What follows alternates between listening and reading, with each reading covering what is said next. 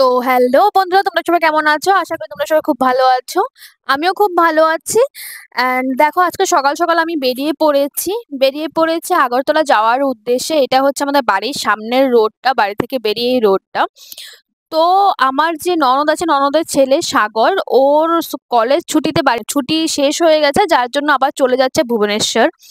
তো এখানে ওরা ফুল ফ্যামিলি যাচ্ছে আর আমি যাচ্ছিলাম আগরতলা। তার কারণ হচ্ছে আমার কিছু কেনাকাটি করার ছিল, তার জন্য যাচ্ছিলাম। কথা বলতে বলতে রাস্তারও একটু পিক তুলে নিলাম। মোটামুটি আমরা চলে এসেছি।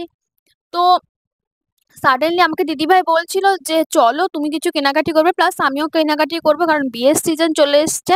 কথা বলতে বলতে আমরা চলে এলাম এয়ারপোর্ট। ও ওর লাগেজগুলো নামাচ্ছে, লাগেজগুলো নামিয়ে এমনিতেই টাইম হয়ে গেছে, তো লাগেজগুলো নামিয়ে আর বেশি দেরি করেনি, চলে গেছে।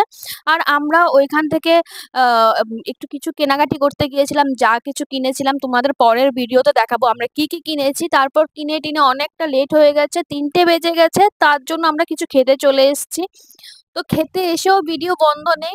তো আমাকে বলছে খেতে এসছে, আবার তো কিছুটা বন্ধ বসে গেছি খেতে।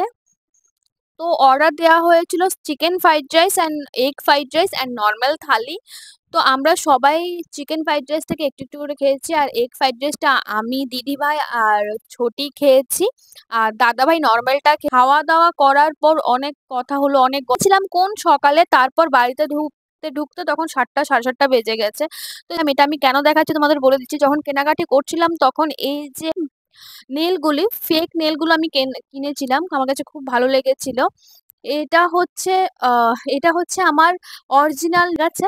আর অরিজিনাল নেল দেখতে কেমন, আর ফেক নেল লাগানোর পর আরো অনেকটা মনে হয় সুন্দর হয়ে গেছে হাতটা।